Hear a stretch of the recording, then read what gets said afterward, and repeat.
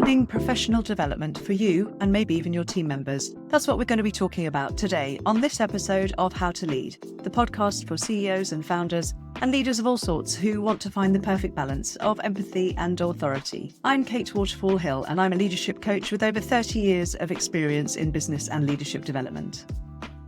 Before we start the show, here's a quick reminder that if you want to learn how to become a better leader, sign up to my free weekly newsletter, or grab a copy of my book, How to Lead, or even sign up to one of my coaching programs and get my personal support with your leadership challenges.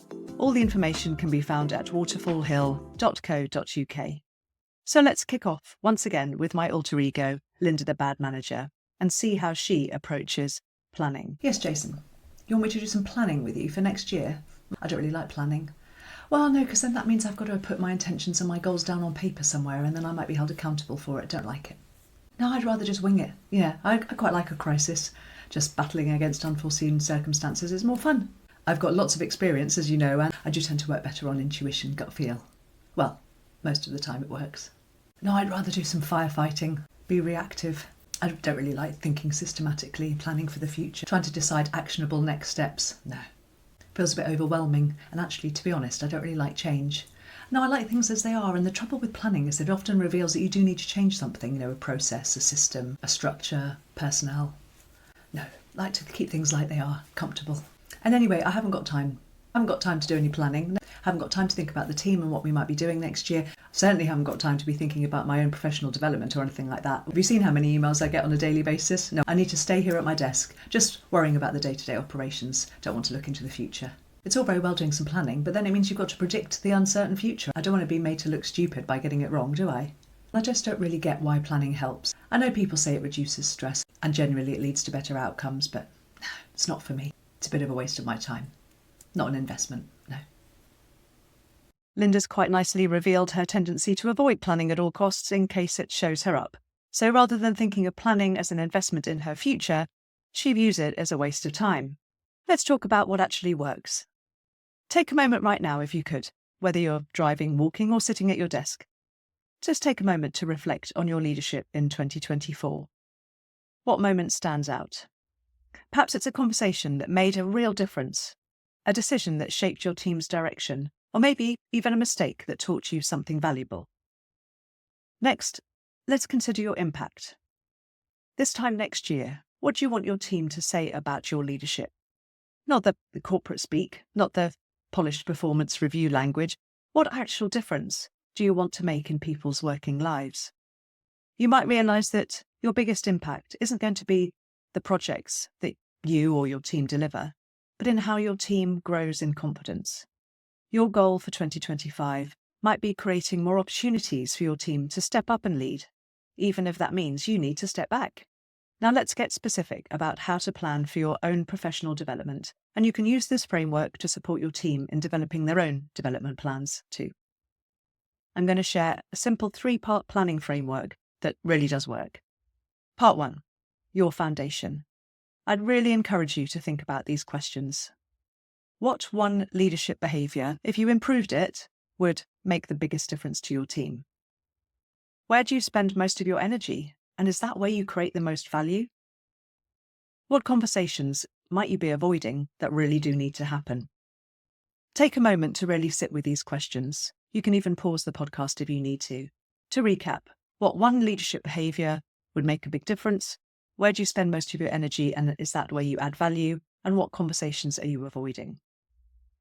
Part 2, an action framework. This is where we get really practical. Again, it's in 3 parts. So first of all, daily habits, then weekly, then monthly, taking them step by step. For daily habits, what's your morning leadership routine? Perhaps you could choose one new daily practice, perhaps a 10-minute team check-in, or spend some time reflecting in a journal. Perhaps plan out your big 3 tasks to start every day and schedule it for the same time each day. Next, a weekly rhythm, maybe Monday, Wednesday, Friday. So you spend some time on Monday doing some strategic thinking. You could maybe block out 2 hours every Monday. And then on Wednesdays, you put those aside for development conversations with your team. And on Fridays, you spend half an hour or so reviewing and planning for next week. Then on a monthly basis, you have some other commitments. Maybe one strategic project review, one team capability assessment, and one personal development activity. Now, looking ahead to 2025, I really encourage you to protect these fundamentals. Put aside some strategic thinking time. When will you actually do your best thinking? If you don't put time aside, it probably won't happen. Next, your development conversations. Who really needs your support to grow? And then your own energy management. What practices keep you at your best? So in your calendar, perhaps you could look right now and block out some time for those three things. Strategic thinking time. I suggest 2 hours every week and make it non-negotiable. Also, development conversations. Monthly is quite a good cadence to schedule time with each of your team members. And then reflection time, spending 30 minutes every Friday to review and adjust. I'm going to refer now to one of my favourite books, James Clear's Atomic Habits. The best way to make new habits stick is to stack them onto existing habits. Also, to start small, just try one new practice a month. Track your consistency and reward yourself if you achieve a goal in terms of habits. And then lastly, share your commitments with your team and the people around you, and then they can support you in your endeavours to change some habits. I always encourage members of my Leadership Accelerator programme to block out time for strategic thinking every week. No meetings, no emails, just time to think about what really matters. It really can transform your leadership from reactive to intentional. Here's a crucial question for you. What are you going to stop doing in 2025? Leadership isn't just about adding new practices. It's also about choosing what to let go. Maybe it's micromanaging an otherwise capable team member. Maybe you're stifling them a bit so they're underperforming because of it. Maybe you need to stop saying yes to every request. What's your thing? Have a think about what you could stop doing that would actually improve your leadership potential. And now let's talk about measuring progress. I'd really encourage you to set aside generic goals and think about specific observable changes. So what would you like your team to be doing differently? How will decisions be made?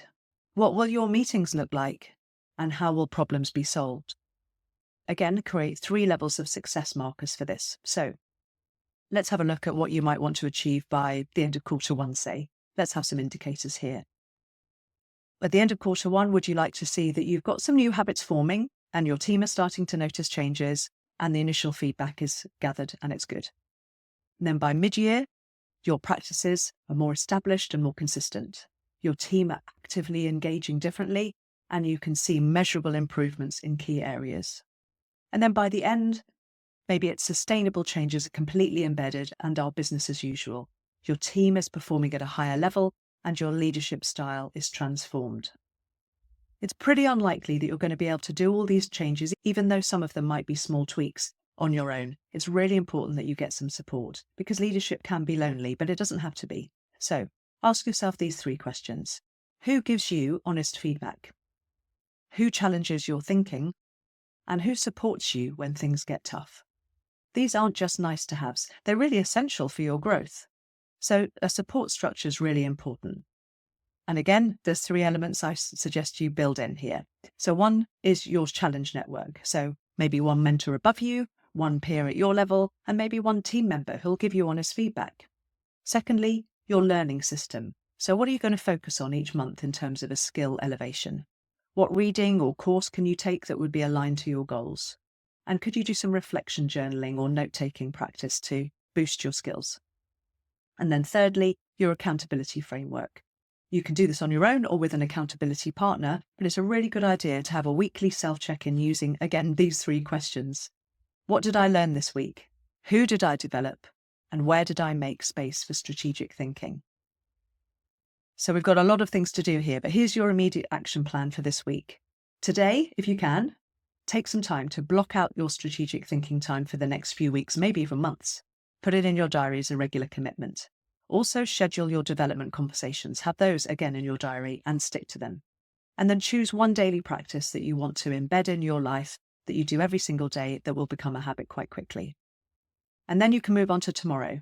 Set up your tracking system, identify your support network, and write down those success markers, the things that are going to tell you that you've achieved what you wanted to. And then the day after tomorrow, on day 3, share your commitments with your team. Set up monthly review reminders and schedule your first reflection session. So there you go. Just in 3 days, you will have made some plans to make some plans and be more strategic, spend more time with your team, and really elevate your leadership skills. Before we wrap up, here's your immediate next step.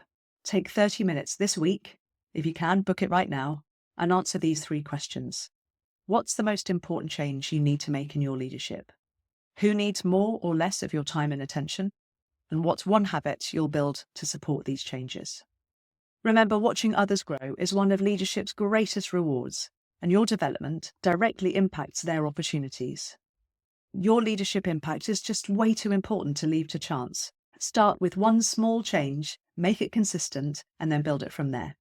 So just to summarize what we've covered, because we've covered a lot today, reflect on what you'd like to change about your leadership approach, whether that's being more strategic, spending quality time with your team, focusing on where you add the most value, or tackling a tricky conversation or situation that you know you need to have or resolve. Then set up some daily, weekly, and monthly actions and turn them into habits that you just do without thinking. Work out how you're going to track and measure your progress so you can celebrate success, and also formalize your support network. Get some people around you who'll help. That's all for this week. If you've enjoyed this episode of How to Lead, please do follow for more leadership insights. And remember, if you want a guide by your side, do get a copy of my new book, which accompanies this podcast. It's also called How to Lead. And if you'd like my personal support, take a look at the link in the show notes for more information about my one-to-one coaching and group mentorship programs. There's never a better time than the start of the year to take your professional development seriously. Please leave a review, and share with your fellow leaders to help spread the word. Team management doesn't have to be frustrating. You too can enjoy being an authoritative yet empathetic leader. It just takes a decision to be more intentional about your interactions with others. And having some great tips for how to influence positive change is always handy. And of course, having a good guide by your side. So until next time, listen more, advise less, lead well.